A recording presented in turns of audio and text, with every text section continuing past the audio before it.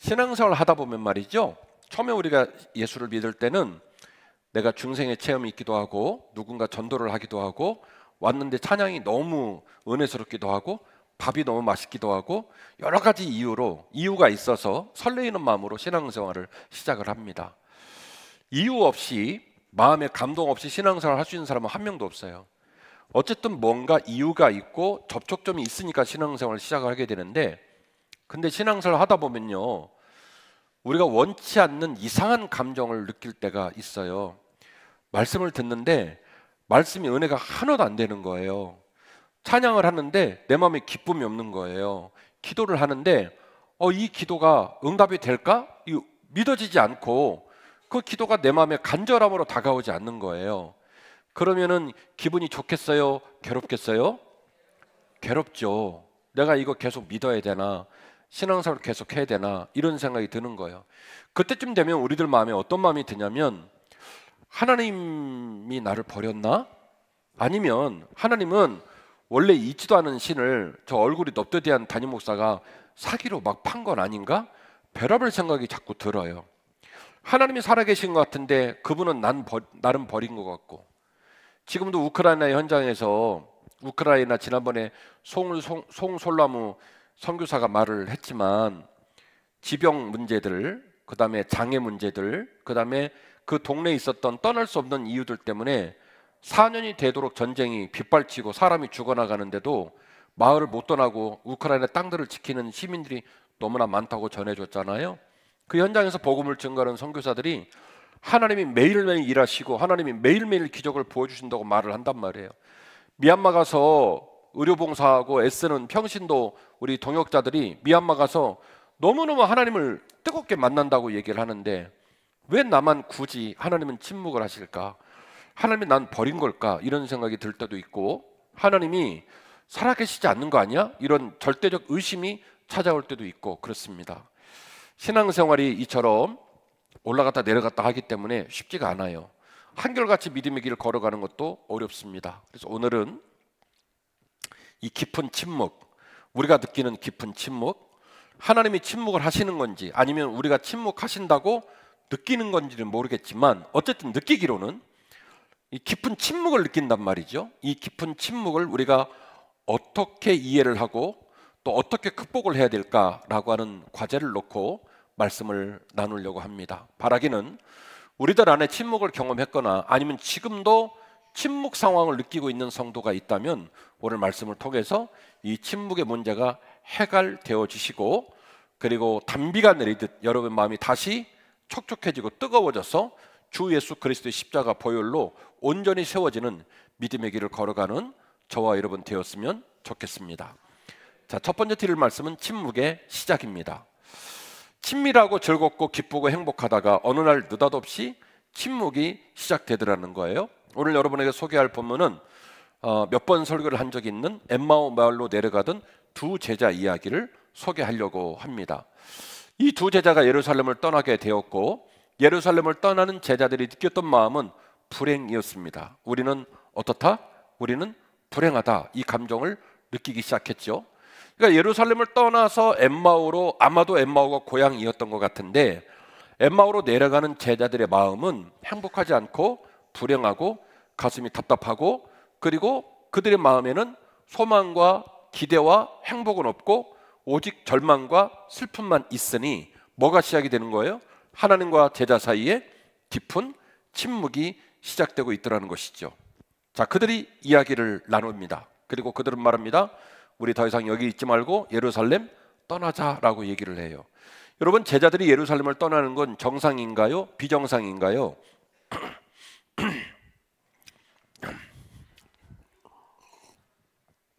아니, 매주일 그 얘기를 계속하면 어쩌자는 얘기입니까? 그만 좀 하게 해주세요. 그냥 제가 질문하면요, 틀려도 좋으니까 막 던지세요. 맞으면 칭찬해드리고 틀리면 제가 수정해서 답을 해드리면 되잖아요. 그렇죠? 대답하세요. 자, 제자들이 예루살렘을 떠나는 건 정상이에요? 비정상이에요? 쌈나시겠네? 비정상이죠. 왜냐하면 예루살렘에서 예수님께서 십자가에 달려 돌아가셨거든요. 그러니까 예루살렘은 비록 돌아가셨다 할지라도 중요한 땅이에요. 그리고 그 예루살렘에서 예수님 마지막 유월절을 지내셨고요. 그리고 그 예루살렘에서 마지막에 제자들이 세상에 이런 고백도 했걸랑요. 뭐라고 고백을 했냐면, 주님, 모든 사람이 다 흩어질지라도 저는요 주님을 배신하지 않을 거예요. 주들이 말했어요. 절대로 배신 안 하고 예루살렘 지킬 거라고. 마지막으로 우리가 사도행전을 통해 알고 있는 것처럼 오순절 다락방에 성령 충만함을 경험한 것도 어디냐면 예루살렘이거든요. 예루살렘은 그냥 흔히 지나가다 만난 도시가 아닙니다. 신앙의 본거지, 자기들의 사역의 본거지, 자기들의 뜻이 깃든 가장 소중한 땅이 예루살렘인데, 그 소중한 땅 예루살렘을 포기하고 내려가겠다는 거예요. 다시 질문합니다. 세상 사람들이 여러분을 볼 때 여러분이 신앙생활 포기하는 것, 신앙생활이 어리버리되는 것, 신앙생활이 깊은 침묵으로 들어가는 것, 정상으로 볼까요? 비정상으로 볼까요? 이건 대답이 크게 나오시네. 세상 사람이 여러분을 보면요 비정상으로 봐요. 세상 사람은 뭐를 볼 때 이미 여러분에게 마음을 바꿔먹었냐면, 세상 사람 중 한 사람으로 살다가 예수를 믿기로 작정을 했을 때 이미 저 사람 특이하구나, 저 사람 나하고는 다른 인생을 사는구나라고 여러분에게 마음을 다르게 준 분들이거든요. 그래서 여러분이 그렇게 결정한 신앙생활을 포기하고 신앙생활의 레벨치가 떨어지는 순간 세상 사람들은 생각해요. 되게 이상하다 그러는 거예요. 그런데 당사자인 두 제자는요 이 일을 이상하게 생각하지 않았어요. 예루살렘 떠나는 건 당연하다, 떠나자, 떠난 거죠. 그때에 예수님께서 그들을 찾아오십니다. 17절 말씀인데요, 예수께서 이르시되 너희가 길 가면서 서로 주고받고 하는 이야기가 무엇이냐 하시니 두 사람이 슬픈 빛을 띠고 머물러 섰더라. 여러분, 이 본문 되게 이상하죠? 길 가는 사람에게 찾아갔습니다. 질문을 해요. 길 가는 사람에게 오영식 집사님, 길 가는 사람 만나고 질문을 하면은요 나누는 얘기가 뭐라고 물어보는 게 정상이에요? 어디 가냐고 물어보는 게 정상이에요? 그쵸? 역시 똑똑하셔. 네. 어디 가냐고 물어봐야 된다는 거예요. 여러분 공감하시겠습니까?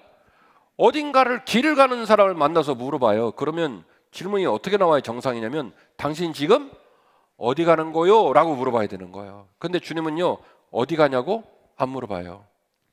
이게 굉장히 또 중요한 무언의 메시지인데, 너희들이 지금 어디를 가는 건 중요하지 않다는 거예요. 엠마오를 가든 어느 땅을 가든 그건 어디 가는 건 중요한 게 아니라, 너희들은 원래 어디 있어야 된다?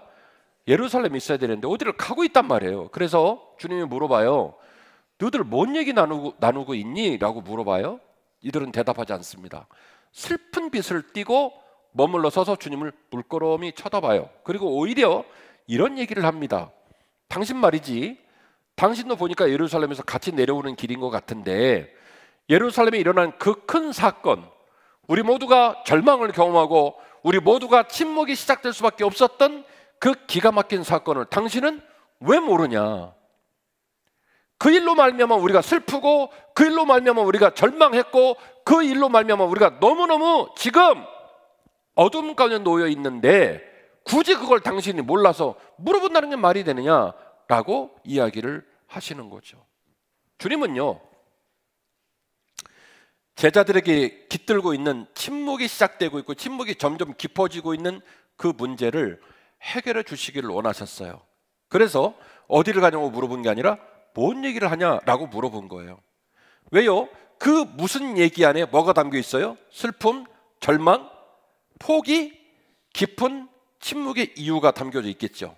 제가 소개할 건 세 가지인데, 그 안에 이들이 왜 침묵하고 있는지, 이들이 왜 절망하고 있는지 스토리가 나오겠죠. 그 스토리를 다 들어주고 그걸 치료해 주기 위하여 주님이 개입을 한 거예요. 그래서 물어봐요.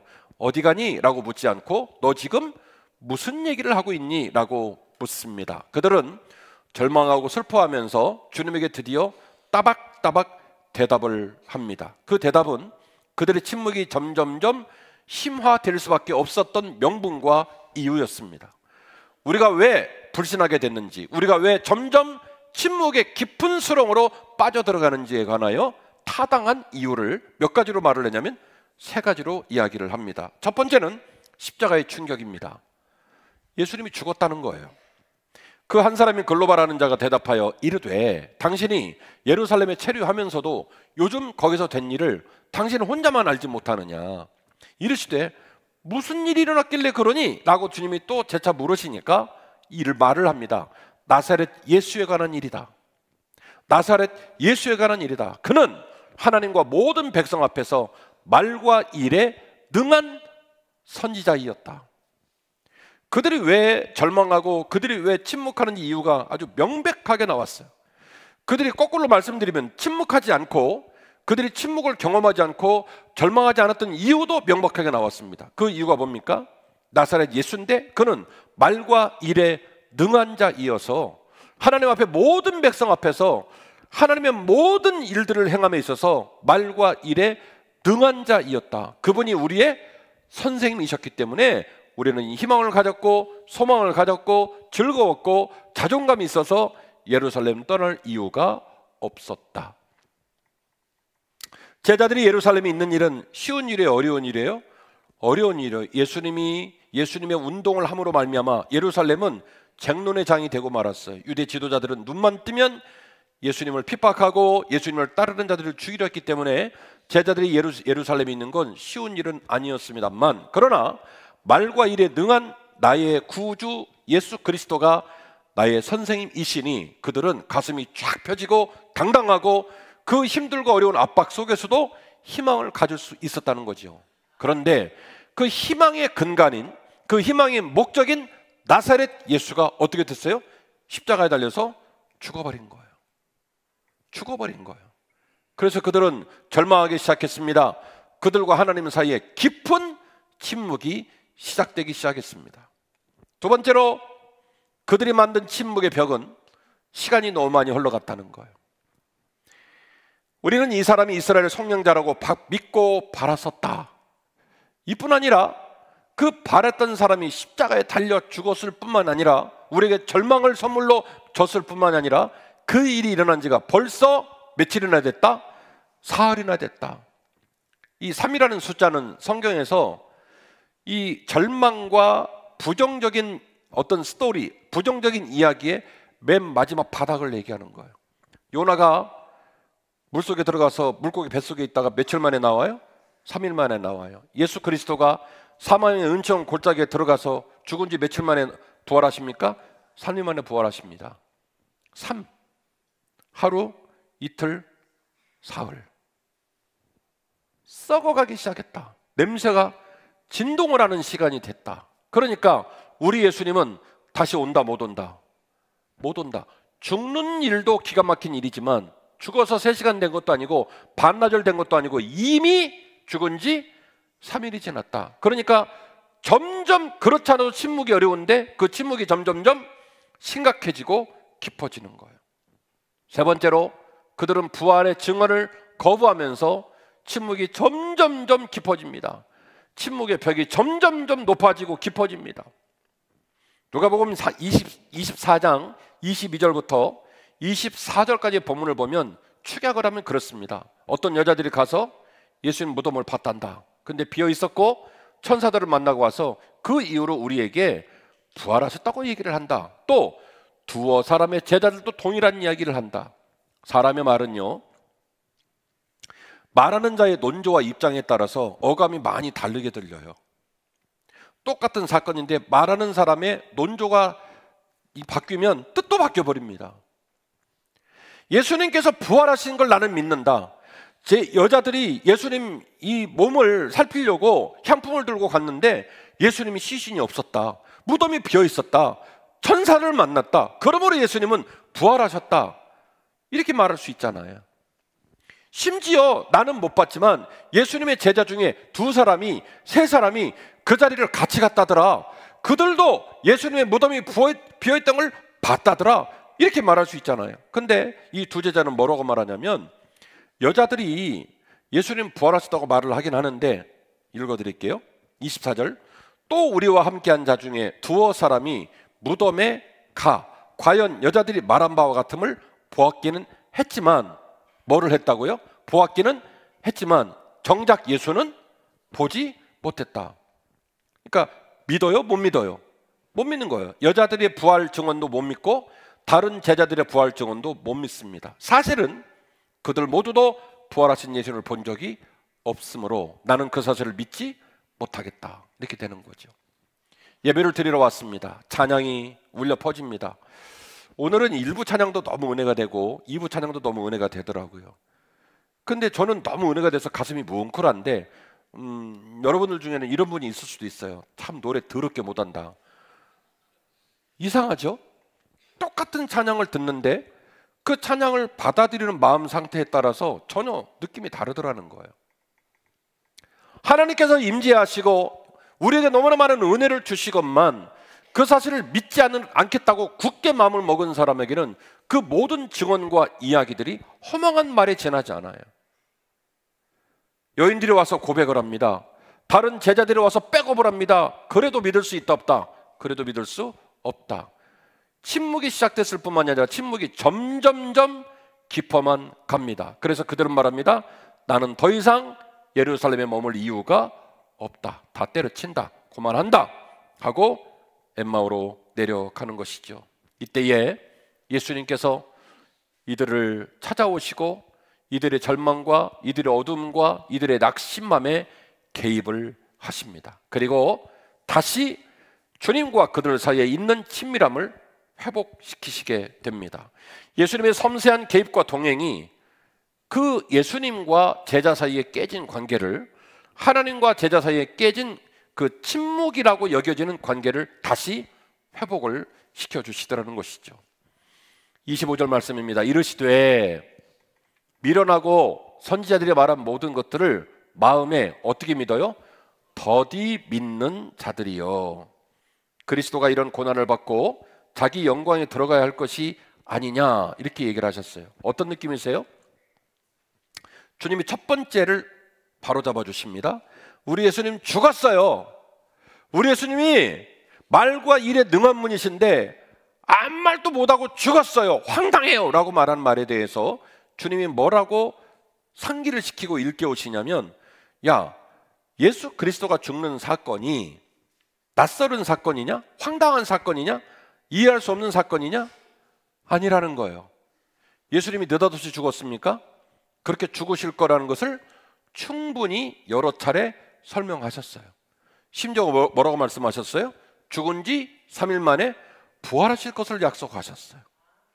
그리고 구약 성경을 인용하시면서도 예수님의 십자가 사명이 어린 양, 모든 인류의 죄를 짊어지고 대신 고난당하고 대신 돌아가시는 십자가의 사명인 것을 하나님의 말씀도 계속해서 말씀하고 있었어요. 주님은 말합니다. 너희들이 말하는 우리는 침묵합니다, 절망할 겁니다 라고 말하는 것은 정상이 아니라는 거예요. 왜냐하면 그 일은 미리 예견되었고 그렇게 될 거라고 말한 일들이 성취, 이루어진 것이지 너희들이 꿈꿨던 것이 깨지고 절망으로 이루어진 사고 상황이 아니라는 거예요. 그럴 이유가 없다라는 것을 예수님이 말씀을 하십니다. 그리고 이제 이 명제 가운데서 이 명제를 알아듣고 이 명제가 이해되고 이 명제가 믿어질 수 있도록 이들에게 빌드업을 하시는데, 말씀을 통해서 계속 그들의 신앙을 회복시키고 그들의 소망을 환기시키는 일이 벌어지게 되는데요. 27절입니다.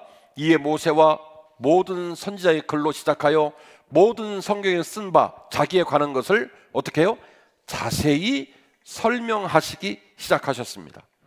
이 자세히 설명했다라는 말에 헬라어 원어를 보니까 디에르 메뉴어라고 돼 있어요. 디에르 메뉴어.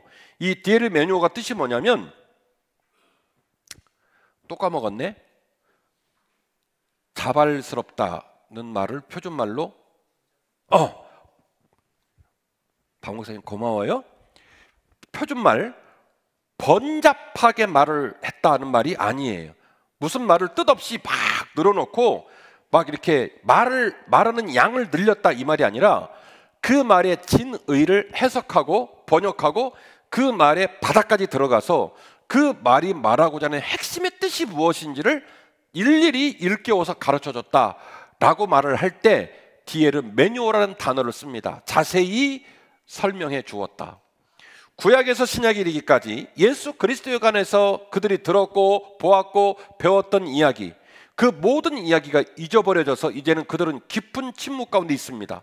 어디에도 빛이 보이지 않고 어디에도 내 믿음을 지킬 이유를 찾지 못하여 원래 있었던 신앙생활을 때려치고 교회를 등지고 예루살렘을 등지고 이제 절망의 땅이었던, 속상한 삶에 버림받은 땅이었던 엠마오로 다시 내려가고 있는 그들을 향하여 디에르 매뉴어, 하나님의 말씀을 더 정확하게 캐내어서 그 뜻과 의미를 정확하게 전달해 주면서 그들의 신앙을 다시 일깨우고 있더라는 거예요. 다시 잠자는 신앙, 들리지 않는 신앙, 깨닫지 못하는 신앙이 들을 수 있고 볼 수 있고 깨달을 수 있도록 주님께서 일깨워 주셨다는 거예요. 이 놀라운 일들을 전개해 나가시는데, 그 전개해 나가면서 동시다발적으로 주님은 이런 일들을 병행하셨습니다. 같이 동행하셨고요, 같이 숙박하셨고요, 같이 음식을 잡수셨습니다.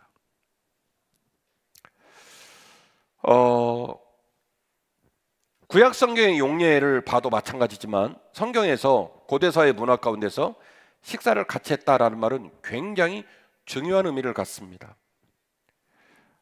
식사를 같이 했다는 말은 너랑 나랑 동급이다, 내 가까운 사람 중에 내가 가장 가까운 사람이라는 의미예요. 사울이 죽었을 때 무비보셋이라는 보행장애인 아들이 있었잖아요. 다윗하고는 원수지간이잖아요. 그러면 이제 그 아들 목숨은 어떻게 되겠어요? 누구 칼에 죽든지 뭐 며칠 못 가고 죽겠죠. 다윗이 그 아들, 그 장애를 앓고 있는 보행장애인 아들을 불러들여서 뭐라고 말합니까?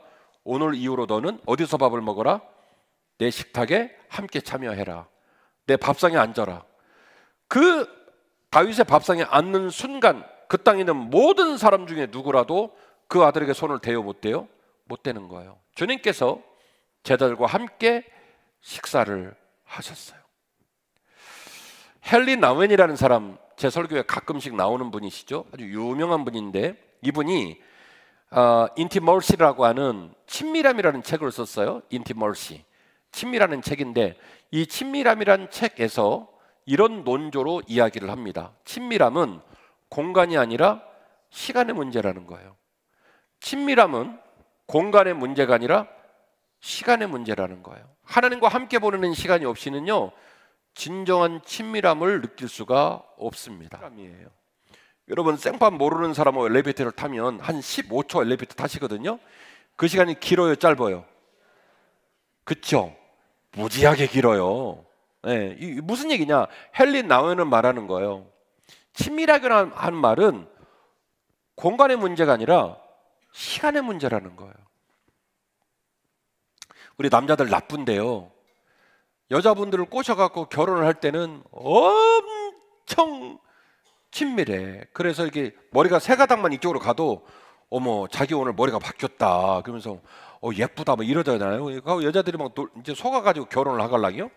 결혼을 해갖고 집에다 잡아 가두면요, 그때부터는요, 몰라, 생머리로 있다가 머리를 볶아버렸거든요. 그 라면 머리를 만들어 놨는데도 못 알아봐. 몰라. 여기도 몇 분 있어요. 7명 있어요. 7명. 자켓을 맨날 파란색 자켓을 입고 다니다가 빨간색 자켓을 산 거예요. 명절 기념으로. 주일날 예배대로 입고 나오는데 몰라. 파란색하고 빨간색하고 비슷해. 완전 달라요. 완전 다른데 몰라. 근데 같은 침대에서 자. 공간적으로는 굉장히 가까워요. 같은 차를 타요. 같이 밥 먹어요. 근데도 몰라. 헨리 나오는 말합니다. 친밀함이 뭐냐? 몸이 와서 예배를 드리고 있고 활을 켜고 있고 드럼을 치고 있고 밥을 먹고 있고 셀레비를 드리고, 그 몸이 와서 그 공간에 있는 것이 친밀함이라고 생각하는데, 그게 아니라 진정한 친밀함이라고 하는 것은 하나님과 보내는 시간이 충만해지고 깊어지는 것. 그 충만한 시간이 없이는 진정한 친밀함을 말할 수가 없다는 거예요. 예수님께서 됐습니다. 예수님께서 제자들에게 지금 충분한 시간을 쓰시는 거예요. 왜요? 그 침묵이 해결이 안 되고 그 절망이 올라오질 않아요. 따박따박 얘기를 해줘도 반응을 보이지 않아요. 그러니 예수님께서 충분하게 시간을 써주시는 거예요. 동행하시고 같이 밥 먹고 필요하다면 숙박까지 할 마음을 먹고 그들에게 힘을 쓰시는 거예요. 다행히 본문의 말씀을 보면 그들은 주님의 말씀으로 말미암아 가슴에 불이 붙었습니다. 그래서 그쯤에서 끝나는데요, 저는 상상해요. 만약에 안 붙었으면 성경에 이렇게 써 있었을 거예요. 그날 이후로도 3박 4일 동안 함께 하시더니 또 그러고도 해결 안 되잖아요. 아마 이렇게 써있어요. 그날 이후로도 2주간 함께 하시더니 언제까지? 침묵이 깨지고 잃어버린 신앙이 돌아올 때까지, 친밀함이 회복될 때까지 충분하게 뭘 썼어요? 시간을 쓴 거예요. 제가 지금 에이스 부동산 전도하고 있거든요. 지나가다가 저번 날 또 꽈배기 사가지고 간 거 아닙니까? 그랬더니 목사님이 웬 거냐? 제가 그렇죠. 오다 주었다고. 딱 오다 주었으니까 맛있게 먹으라고 딱 하고 딱 돌아 나오는데 얼마나 뒷모습이 멋있겠어요. 그때는 멘트를 짧게 하고 나와야 돼. 그리고 계속 가는 거예요. 알죠? 저 양반이 전도하러 오는구나.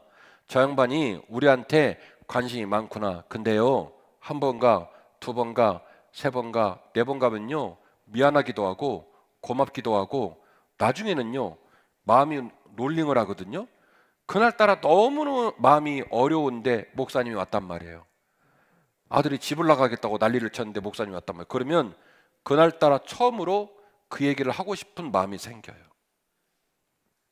친밀함은요, 물리적으로 같은 공간에 있다고 친밀함이 생긴 게 아니에요. 친밀함에는요, 진심이 들어가고 시간의 총량이 들어가요. 사랑하면 시간을 쓸 수밖에 없어요. 사랑하면 그에게 관심을 둘 수밖에 없어요. 우리 주님 마음이 그러셨단 말입니다. 그래서 말하고 가르치고 동행하고 밥 먹고 잠자고 이거 다 하려고 하신 거예요. 이 귀한 과정을 통하여 주님은 그들의 침묵을 깨고 그들의 친밀함을 다시 시작하셨어요. 말씀의 결론입니다. 친밀함은요, 침묵을 끝내고 사명을 결단코 회복시키는 힘이 있습니다. 주님과 친밀하십시오. 주님과 친밀함을 꿈꾸십시오. 그 침묵을 깊이 심각하게 고민하고 그 침묵을 깨뜨릴 친밀함에 여러분 마음을 두시기를 주의 이름으로 축원합니다. 자, 이들에게 어떤 일이 벌어졌을까요? 32절 말씀 보니까 그들의 마음이 점점점 뜨거워지는 놀라운 기적을 경험합니다. 그들이 서로 말하되 길에서 우리에게 말씀을 하시고 우리에게 성경을 풀어주실 때에 우리 속에서 마음이 점점점 뜨거워지지 아니하더냐라고 말을 했습니다. 뭘 통해서요? 주님께서 이들에게 시간을 충분히 주셨어요. 마음을 충분히 주셨어요. 동행하시고 가르쳐 주시고 말씀하시고 질문하시고 식사하시고 담소하시고 심지어 원하면 숙박까지 해주겠다고까지 주님께서 이들에게 강력하게 친밀하게 다가오심으로 말미암아 그들 스스로 깨뜨리고 그들 스스로 침묵의 벽을 치고 침묵의 담을 친 그 철옹성 같은 담을 주님이 허물어버리고 침묵을 뭘로 바꿨냐면 친밀함으로 바꿔주셨어요. 침묵이 깨지고 친밀함이 시작이 되기 하니 그 친밀함이 시작되는 장소에서 그들은 믿어지기 시작했고 가슴이 점점점 뜨거워지기 시작하더라는 거예요. 그리고 이어지는 본문 33절에 이들은 마음만 돌아선 게 아니라 결국 뭣도 돌아섰냐면 이제는 몸도 돌았습니다. 그들은 결정합니다. 어디로 돌아가자? 예루살렘으로 돌아가자. 성경 말씀 보니까 엠마오가 25리쯤 된다고 나와요. 학자들은 이 거리를 약 11km 정도로 특정을 합니다. 그러니까 하루 만에 내려갔다가 원하면 하루 만에 올라올 수 있는 정도가 되겠지요.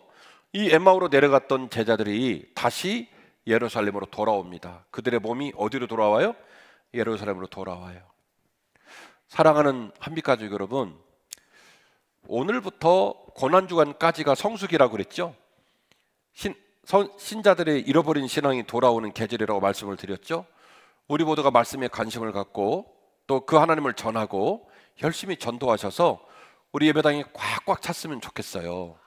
근데 말이죠, 이거는 억지로 할 수 있는 일은 아니에요. 왜냐하면 우리의 심령이 절망이고 우리의 심령 가운데 침묵을 느끼면서 예배 자리를 신나게 지키는 거는요, 굉장히 힘들고 고통스럽습니다. 그런데 오늘 제자들의 말처럼 주님의 말씀이 마음속에 가득 담기고 그 말씀이 에너지가 되어서 우리 가슴을 막 뜨겁게 하잖아요. 그러면 괜히 주일날이 기다려져요. 그리고 찬양 한 곡을 해도 막 눈에서 눈물이 나오고요.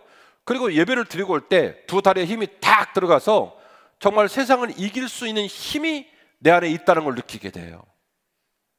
그 친밀함이 우리의 신앙을 온전히 세우는 유일한 동력원입니다.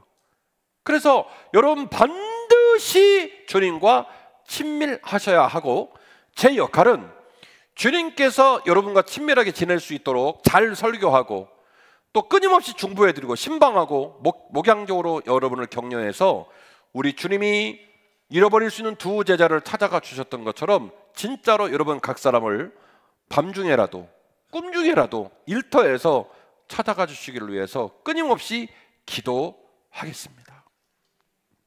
그리고 마지막으로 듣는 귀와 말하는 입에 통합적 간증이 터져나오기 시작합니다. 34절과 35절 말씀 보니까 이런 말씀이 나와요. 제자들이 그전에도 주님이 부활하셨던 얘기를 했는데 들을 귀가 있었다 없었다? 없었어요. 근데 내려가다 주님 만나서 다시 돌아온 두 제자는요,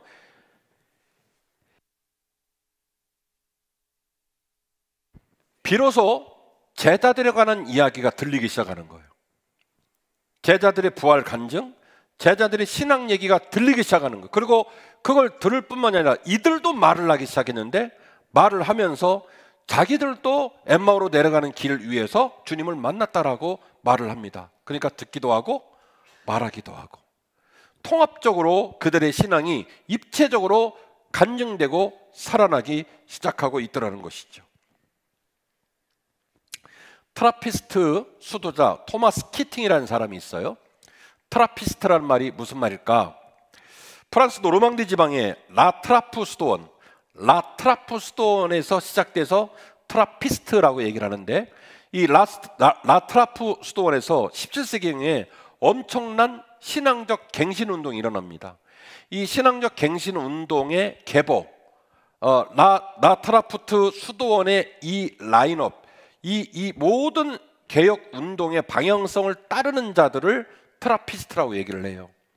트라피스트인 수도자 토마스 키팅이 침묵에 관하여 참 재미있는 얘기를 하고 오늘 말씀을 증거하고 여러분에게 침묵을 깨뜨릴 것을 요구하는 설교자인 제 마음에 너무 이 이야기가 이렇게 공감이 되어서 트라피스트인 토마스 키팅의 얘기를 여러분에게 소개하려고 합니다. 침묵은 하나님의 첫 번째 언어라는 좀 이상한 말의 논리를 펼칩니다.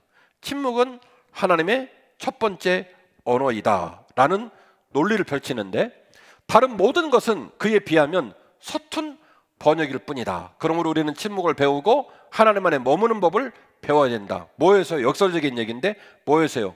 침묵 가운데서도 하나님의 임재를 경험해야 한다는 거예요. 여기서 말하는 첫 번째 언어를 제1 언어라고 얘기를 해요. 하나님의 첫 번째 제1 언어, 이 제1 언어를 말할 때 하나님의 우선성과 근원성을 얘기합니다. 근원성은 뿌리를 말하는 거죠. 우선성은 최고의 가치를 말하는 거죠.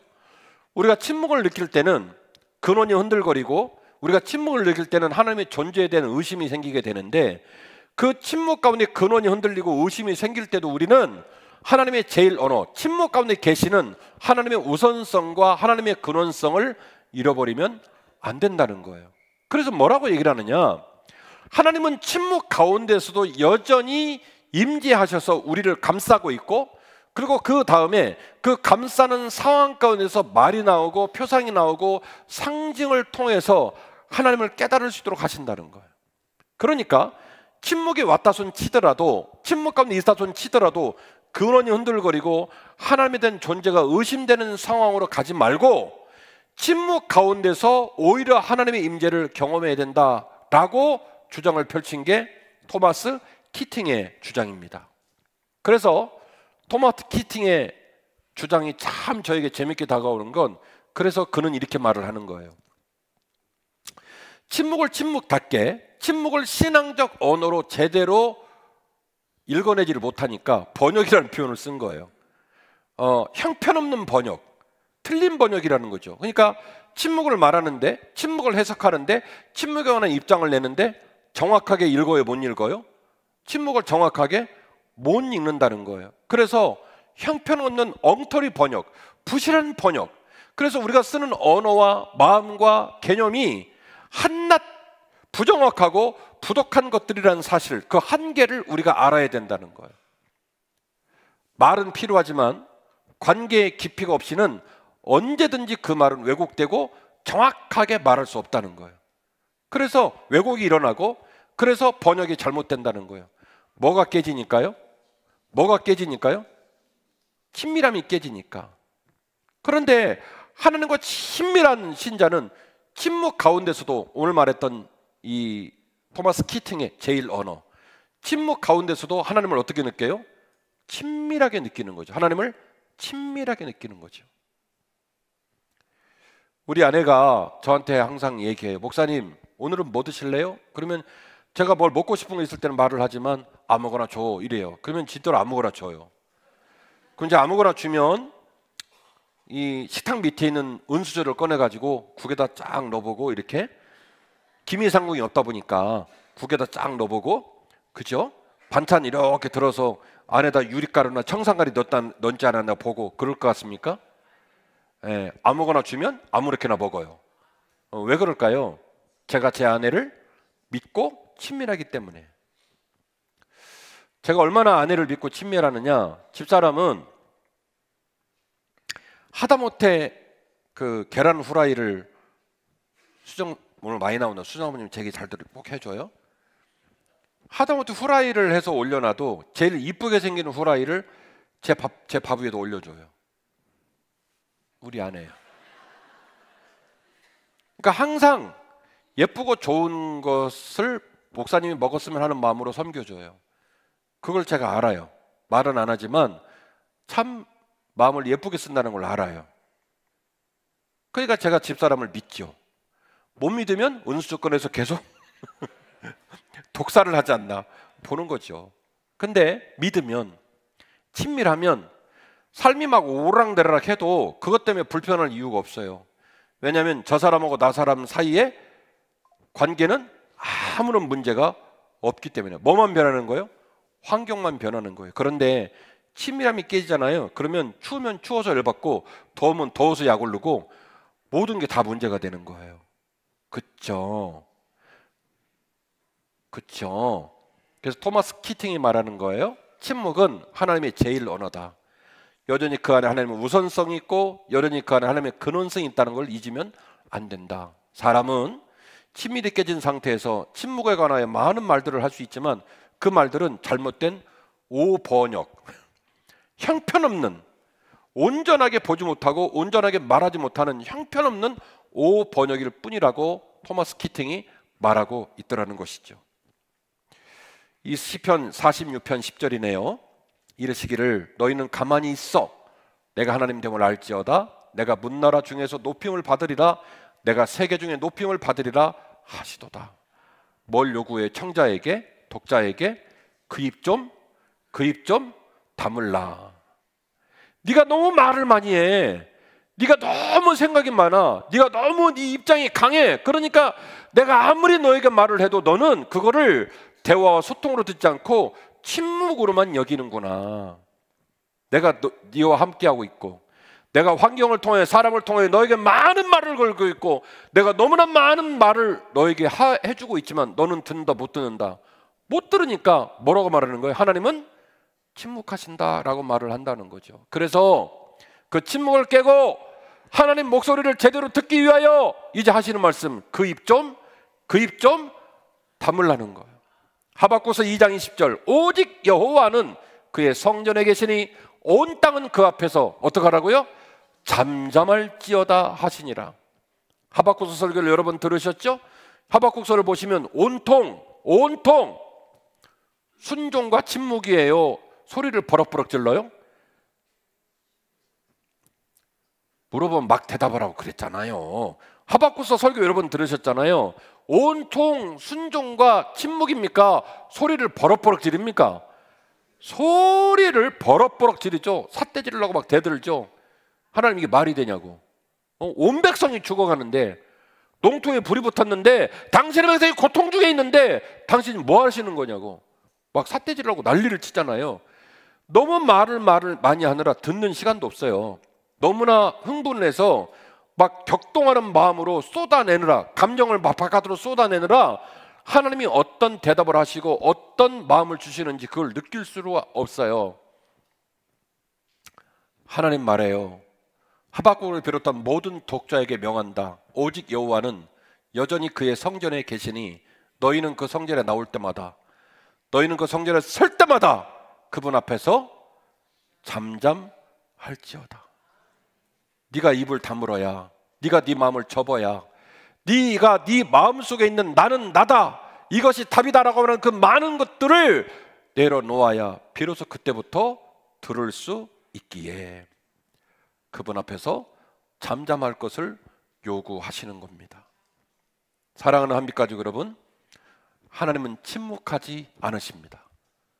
하나님의 우선성과 근원성은 지금도 침묵처럼 여겨지는 이 공간에 우리 가운데 함께 계시고, 비록 공간에 있다 하나 친밀함은 공간에서 답을 낼 수가 없기에 하나님이 지금도 말씀하시기를 나와 함께 마음을 통하고 뜻을 통하고 영을 통하고 대화하지 않겠느냐라고 손을 내밀고 계신다는 사실을 꼭 기억하시고, 하나님의 침묵을 여러분이 곡해하지 말고 그 침묵을 뛰어넘어서 오히려 친밀함으로 나아가는 놀라운 역사가 있기를 주의 이름으로 축원합니다.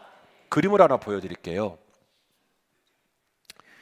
제가 제 표현으로 믿음의 영적 시소입니다. 믿음의 영적 시소.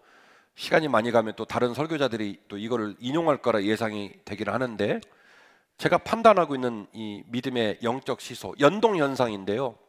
왼쪽을 보시면 친밀함이 있잖아요. 친밀함이 올라가잖아요. 하나님하고 가까워지잖아요. 하나님과 친밀해지면요, 놀랍게도 연동 현상이 하나 생기는데 침묵이 감소합니다. 하나님은 멀리 계시는 것 같아. 내가 기도해도 말을 안 듣는 것 같아. 나는 왜 말씀을 들어도 은혜가 안 되지? 라고 말했던 이 말들이 봄눈 녹듯 녹아내려요. 누가 그 솔루션을 준 것도 아니고 어떤 계기가 있었던 것도 아닌데, 내가 하나님과 친하게 되면요, 나도 모르게 내 안에 있었던 모든 불신의 감정과 속상한 것들이 싹 사라집니다. 놀랍죠?